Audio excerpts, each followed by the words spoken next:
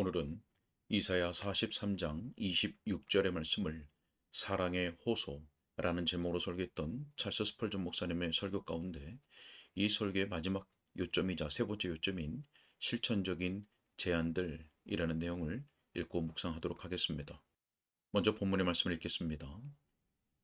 너는 나에게 기억이 나게 하라. 우리가 함께 변론하자. 너는 말하여 네가 의로움을 나타내라. 아멘. 설교 내용을 읽겠습니다. 자, 본문은 우리에게 몇 가지 실천적인 제안들을 제공합니다. 자, 이것이 우리의 마지막 요점입니다. 만약 주께서 너는 나에게 기억이 나게 하라 라고 말씀하신다면 우리 자신이 이런 일들을 기억해야 함이 매우 분명합니다. 우리는 우리 자신이 잊은 것을 주님께 기억나게 할 수는 없습니다. 그러므로 우리가 망각하기 쉬운 어떤 문제들을 잠시 동안 스스로 상기해 보도록 합시다. 구원받지 못한 사람들이여, 여러분이 기도 없이 살아왔던 세월들을 기억하십시오. 여러분이 살도록 허용되었다는 것만으로도 얼마나 놀라운지요. 아침에 해가 뜰 때나 저녁에 어두움이 찾아올 때 여러분은 기도하지 않습니다. 여러분의 식탁과 가족과 여러분의 몸과 정신에 은총이 베풀어지지만 여러분은 기도하지 않습니다.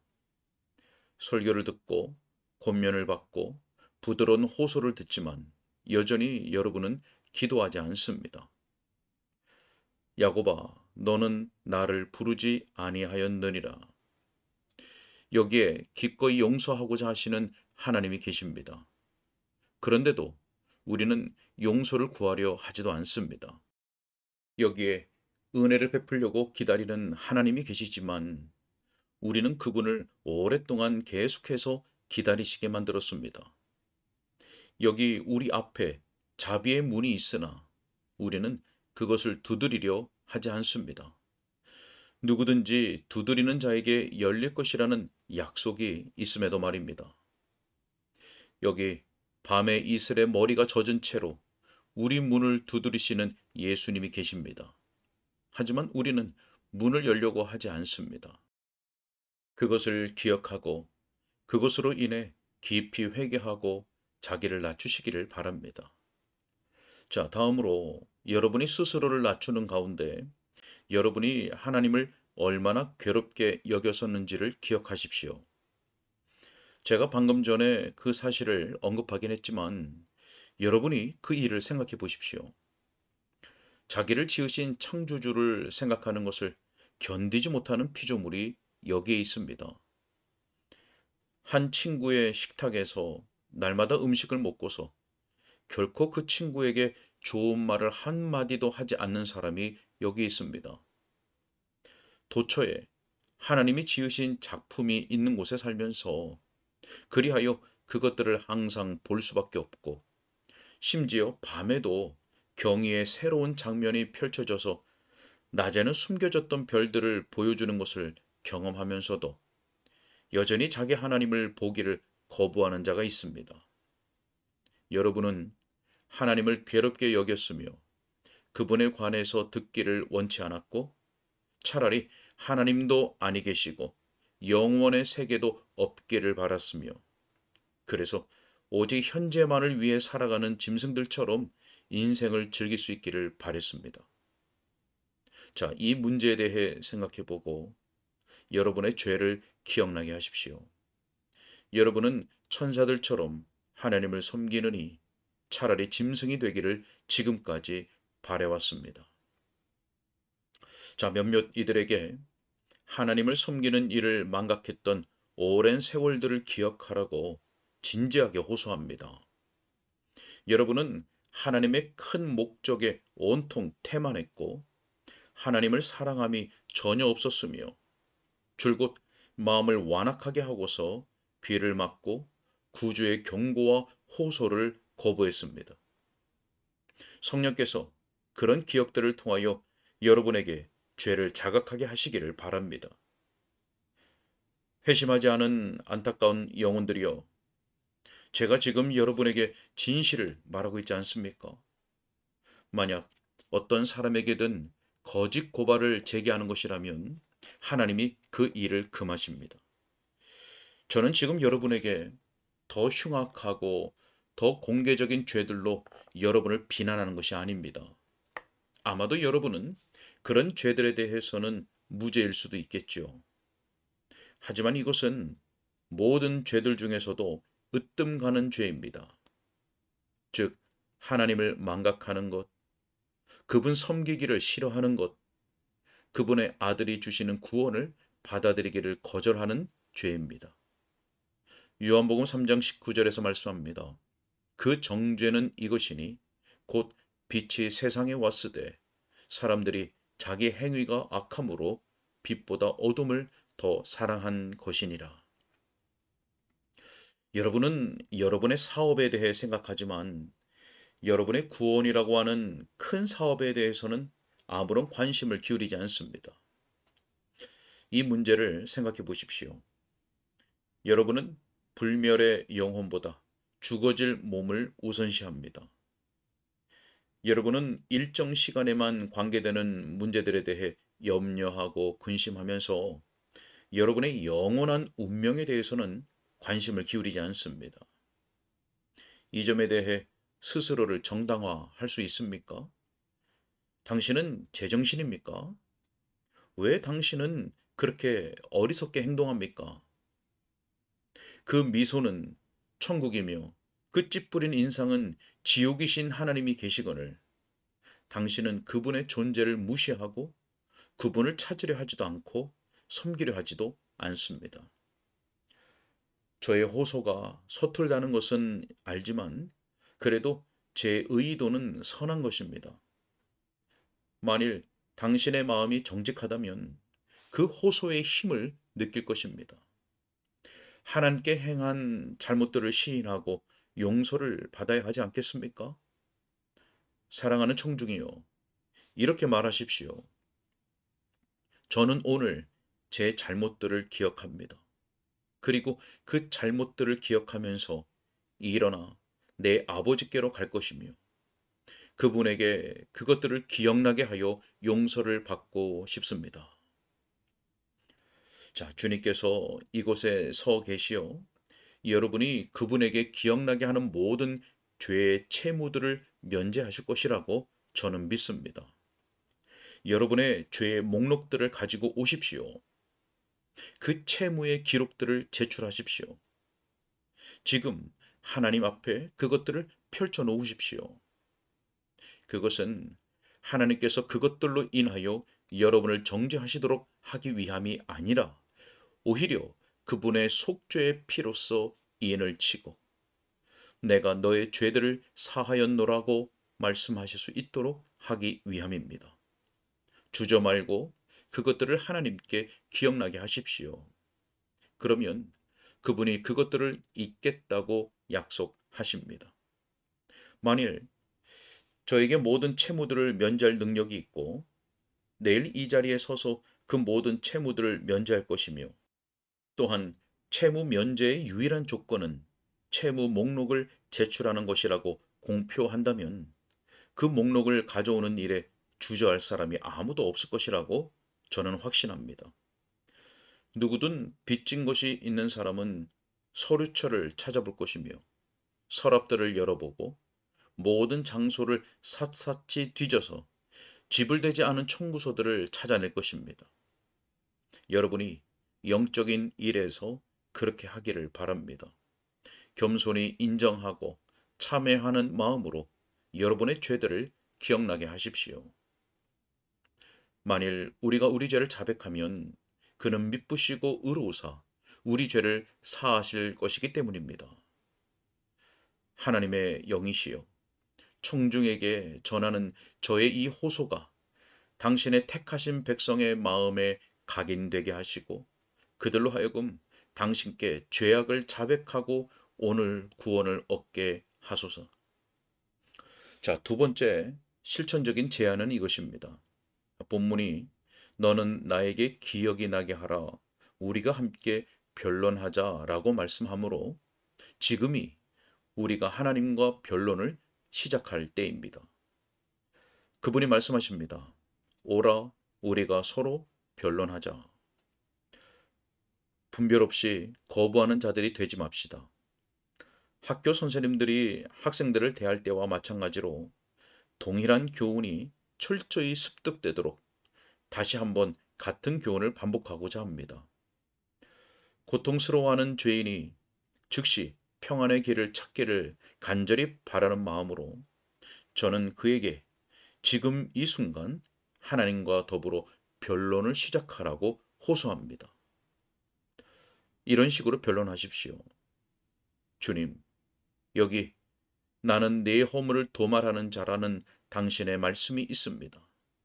당신께 호소하오니 그 말씀이 제게 이루어지게 하옵소서. 자, 하나님의 신실성에 호소하는 것은 훌륭한 논증입니다. 하나님께 그분의 약속에 의해 호소하는 것은 기도를 함에 있어서 중요한 기술입니다. 언약의 사자를 붙들지 않는 것은 믿음이 약속을 붙들지 않는 것과 마찬가지입니다. 사실상 약속은 여호와의 옷자락입니다. 그것을 붙잡을 수 있는 자가 복됩니다. 그것은 결코 찢어지지 않습니다. 하나님이 주신 약속을 붙잡는 자, 그분의 약속을 신뢰하는 자는 결코 실패하지 않습니다.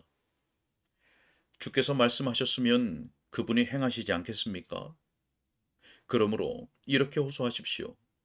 주님, 당신께서 죄를 용서하신다고 말씀하셨습니다. 저의 죄를 용서해 주시라고 당신께 간구합니다. 당신께서 용서를 약속하시지 않았더라면 저는 결코 용서를 얻을 꿈을 꾸지 못할 것입니다. 하지만 당신께서 그것을 약속하셨으니 저는 감히 당신의 말씀을 의심하지 않겠습니다. 저의 가장 검고 흉악하고 더러운 죄들이라도 씻어질 수 있을 것입니다. 당신께서 사람의 모든 죄와 회방도 사해 줄 수 있을 것이라고 말씀하셨기 때문입니다. 저는 오직 당신의 말씀에 근거하여 호소합니다. 저는 당신의 말씀을 이루어 주시도록 탄원합니다. 자, 우리는 그리스도의 입에서 좌우의 날성검이 나오는 것을 읽었습니다. 그분의 약속의 말씀이 우리에게 마치 하나의 검이 되어서 우리가 그것으로 은혜도 획득하며 천국까지도 쟁취할 수 있지 않겠습니까? 여러분이 즉시 이와 같이 시도해 보는 믿음을 가지기를 바랍니다. 자, 변론의 과정에서 하나님께서 승냥이와 타조들에 의해서도 존경을 받으신다는 구절을 잊지 말고 사용하십시오. 이렇게 말하십시오. 주여, 제가 은혜를 구하며 당신께 부르짖어 왔던 이 방이 저의 한숨과 신음과 깊은 슬픔을 증언할 것입니다. 하지만 주께서 제게 은혜를 베푸시면 이 방에서 당신을 향한 찬송이 울릴 것입니다. 저는 영적으로 승냥이와 타조들과 더불어 거주해 왔으나 당신께서 저를 용서하시면 이들이 당신을 존경할 것입니다. 주여, 만약 당신께서 저를 자유롭게 하시면 당신은 지상의 합창대와 천국의 합주단에서 새로운 가수를 얻으시는 것입니다. 오 나의 구주시여, 저는 제 빈약한 찬송이 당신을 더 영광스럽게 만들지 못함을 압니다. 당신은 너무나 위대한 분이시기 때문입니다. 하지만 비록 그러한 노래일지라도 당신의 발치에 놓여질 것입니다.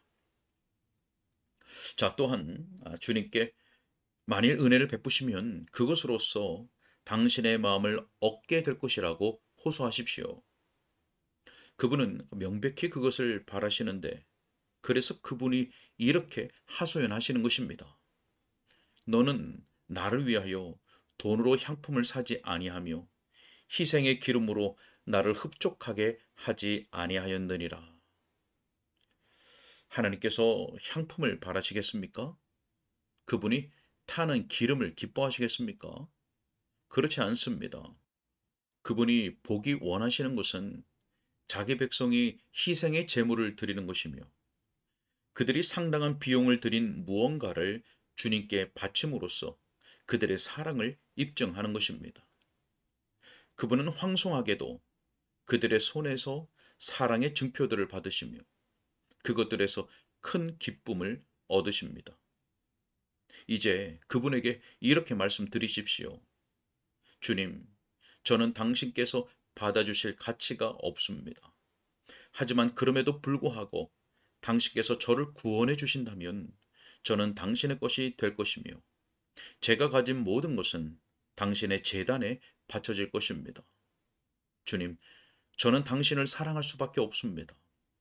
그 사랑 안에서 스스로 자랑할 것이 전혀 없으니 제가 어찌 주를 사랑하지 않을 수 있겠습니까? 당신께서 먼저 저를 사랑하셨으니 저는 당신을 사랑할 수밖에 없나이다. 저는 은혜의 포로입니다. 저는 당신의 사랑의 줄에 손과 발이 묶였습니다. 당신께서 자비의 눈길로 저를 바라보신다는 소망을 갖게 되었을 때 저는 저의 돌 같은 마음이 녹는 것을 느꼈고 당신을 향하는 영혼의 강한 욕구를 느꼈습니다. 정녕 당신의 크신 사랑을 제게 베푸시고 저의 모든 죄를 제하여 주신다면 저의 온 마음은 영원히 당신의 포로가 될 것이며 저는 사는 날 동안 당신의 이름을 높일 것입니다. 자, 이것은 좋은 변론입니다. 진실함과 참된 겸손으로 그 변론의 방식을 사용하십시오. 자, 또한 나를 위하여 라는 말씀을 근거로 호소하십시오. 이렇게 부르짖으십시오. 주여, 당신의 이름의 영광을 위하여 저를 구원하소서. 사람들로 하여금 당신께서 얼마나 은혜로운 분이신지 알게 하소서. 제 속에는 당신의 놀라운 사랑을 나타내실 만한 그 어떤 여지도 없으니 저는 가장 흉악한 죄인들 중 한 사람이기 때문입니다. 오 주님, 저를 씻으심으로써 저를 눈보다 더이게 하심으로써 깨끗하게 하시는 예수의 피의 능력을 입증하소서. 저는 대부분의 제 동료들보다 더 굳은 마음을 가진 자였습니다. 이 돌처럼 굳은 마음을 살처럼 부드럽게 바꾸심으로써 당신의 이 영의 역사하심이 얼마나 강력한지를 나타내소서. 주여, 저는 믿지 않는 자였습니다. 온통 의심과 불신으로 가득한 자였습니다. 제 안에 믿음을 주시오. 믿음이 하나님의 선물인 것을 나타내소서. 만일 당신께서 저를 제외하고서 제 주변의 온 세상을 구원하신다면 당신의 자비의 음악에는 무언가 빠진 음표가 있을 것입니다. 어떤 면에서 저는 홀로 두드러진 특별한 죄인이기 때문입니다. 하지만 주여, 당신께서 저를 구원하신다면 당신은 온 우주에서 다른 어떤 줄에서도 내지 못하는 소리를 내는 줄에 손가락을 대시는 셈입니다. 당신은 모든 것 중에서도 가장 무가치한 자를 구원하시는 것이며 결코 당신의 소유가 되지 못할 것 같은 자를 돌이키신 셈입니다. 당신은 지난 과거에 아무런 공로가 없고 미래에도 당신을 위해 큰 일들을 할 소망이 없는 자에게까지 은혜를 베푸심으로써 당신의 은혜가 얼마나 풍성한지를 나타내시는 셈입니다. 자, 이런 식으로 하나님과 변론하십시오. 그러면 기묘자요 모사이신 주께서 당신의 변론이 이길 때까지 그것을 지도해 주실 것입니다. 자, 보혈에 근거하여 모든 변론을 종결 지으십시오. 다른 모든 변론이 반박을 받아도 그것만큼은 효력이 있을 것이기 때문입니다. 사도신경을 암송할 때마다 수많은 사람들이 나는 죄를 사하여 주신 것을 믿습니다 라고 말합니다. 하지만 그들은 그들이 죄인인 것을 느끼지 않으며 따라서 용서를 믿는 것이 매우 쉬운 것이라고 여깁니다. 하지만 분명히 말하건대 한 사람이 하나님 앞에서 정녕 자신이 죄인임을 알고 느낄 때 그가 죄의 용서를 믿는 것은 하나의 기적입니다. 성령의 전능하심이 아니고서는 그의 속에 이 믿음이 생기도록 할 수 없습니다. 이뤄지고 정죄를 받는 것이 무엇인지를 알고 그래서 자기 양심 속에서 죽음의 선고를 받는 것이 무엇인지를 여러분이 진정으로 알 때 용서의 은혜를 믿는 것이란 용감한 일입니다. 우리들 중 어떤 이들은 사람들이 믿으시오, 믿으시오라고 말할 때 그것이 마치 우리를 조롱하는 것처럼 여겨졌던 것을 기억합니다. 우리에게는 누군가 나는 믿습니다 라고 말하는 것과 하나님의 택하신 백성으로서 믿음을 소유하는 것은 전혀 별개라고 느꼈기 때문입니다. 성령 하나님이 오셔서 우리에게 예수님을 나타내실 때 그래서 불쌍하고 공허한 죄인이 그리스도의 충만 속으로 뛰어들 때 그 죄인의 믿음으로 인하여 그리고 그 믿음의 대상이신 그리스도로 인하여 하나님께 영광이 돌려지는 것입니다. 하나님은 은혜의 역사에서 높임을 받으십니다. 은혜란 온통 그분의 것이기 때문입니다. 구원받은 자의 마음 속에 이런 음성이 들려옵니다. 나 곧 나는 여호와라. 나 외에 구원자가 없느니라. 거만한 시선들이 낮추어지고 어떤 자랑도 배제됩니다. 겸손이 마음을 지배하고 순종이 겸손과 손을 잡습니다. 그때 새로워진 마음은 이렇게 외칩니다. 여호와 우리 하나님이시여 주 외에 다른 주들이 우리를 관할하였사오나 우리가 주만 의지하고 주의 이름을 부르리이다. 자, 지금까지 저는 여러분의 유익과 주님의 영광을 바라며 여러분에게 주님과 변론하라고 호소했습니다. 저는 저 자신의 약함을 잘 의식하고 있으며 어쩌면 제 인생의 그 어느 때보다 그것을 크게 의식하고 있습니다. 하지만 여러분 중 많은 이들에게 저의 호소가 성공하기를 기대합니다. 모든 은혜의 성령님이 아니시라면 제가 무엇이겠습니까? 소리나는 구리와 울리는 꽹과리에 지나지 않을 것입니다. 하지만 성령이 아니고서는 우리 모두 아무것도 아니라는 이런 점에서 제가 하나님의 다른 종들보다 더 약한 것은 아닙니다.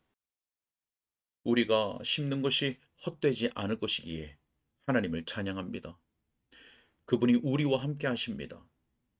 여러분 중에 어떤 이들은 이 메시지를 받아들였고 곧 저는 여러분에게서 그 소식을 전해드릴 것입니다. 이 메시지가 여러분 모두의 심령에 새겨지기를 바랍니다. 마음이 부드러워지는 것을 느낍니까? 그 힘에 복종하십시오. 복되신 성령께서 지금 여러분의 마음을 누그러뜨리고 계시며 여러분으로 하여금 진지하게 느끼고 생각하도록 그리고 애타고 갈망하도록 만드십니다. 강가의 풀들이 바람에 고개를 숙이듯이 성령의 거룩한 숨결에 겸허히 고개를 숙이십시오.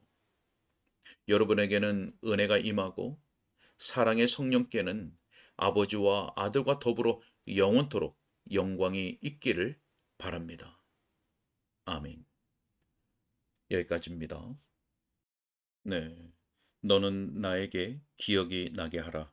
우리가 함께 변론하자. 이 말씀은 하나님께서 택한 백성들을 향하여 말씀하시는 사랑의 호소이지요. 이 호소는 우리가 먼저 사랑한 것이 아니라 우리를 먼저 사랑하신 긍휼이 많으신 하나님의 호소입니다. 하나님께서 이렇게 말씀하시는 것은 결코 우리를 벌하시고 멸망의 구덩이로 던지시기 위함이 아니죠. 만약 그렇게 하시는 것이 목적이었다면 하나님께서는 우리에게 변론하기를 호소하실 이유가 없기 때문입니다. 이렇게 변론하자고 부르시는 것은 그 자체가 은혜이고 자비인 것이죠. 날마다 은혜의 보좌 앞으로 나아가서 우리의 마음과 생각 그리고 손과 발에 묻은 오염들을 고백하고 다시금 정결함을 얻고 더욱 하나님의 영광을 추구하며 살아갈 수 있길 바랍니다. 그리고 이 모든 과정을 통해서 하나님의 그 은혜로운 영광이 어떻게 드러나는지를 경험하고 또 찬송하는 복된 우리의 삶이 되기를 간절히 소원합니다. 기도하겠습니다. 너는 나에게 기억이 나게 하라. 우리가 함께 변론하자. 하나님 감사합니다. 죄인 중에 괴수요. 그저 깨어진 질그릇들과 함께 던져지게 마땅하고 하나님과 또 사람에게 무가치하며 심지어 우리 자신에게도 아무런 쓸모가 없는 우리들에게 이러한 복되고 은혜롭고 자비로 풍성한 부르심을 허락하여 주시니 감사합니다. 하나님, 우리가 주께로부터 받은 은혜가 얼마나 큰지를 늘 기억하게 해주시고 성령의 역사로 말미암아서 우리의 마음이 늘 새로워지게 하시며 그래서 우리의 마음과 생각에 주님을 향한 순종과 겸손의 마음이 가득하게 해주시고 무엇을 생각하고 무엇을 구하고 무엇을 행하든지 온전히 하나님과 주 예수 그리스도의 영광을 위해서 행하고자 하는 마음으로 가득할 수 있도록 역사하여 주옵소서. 주님 그 덕하옵고 주 예수 그리스도 이름으로 기도하옵나이다. 아멘.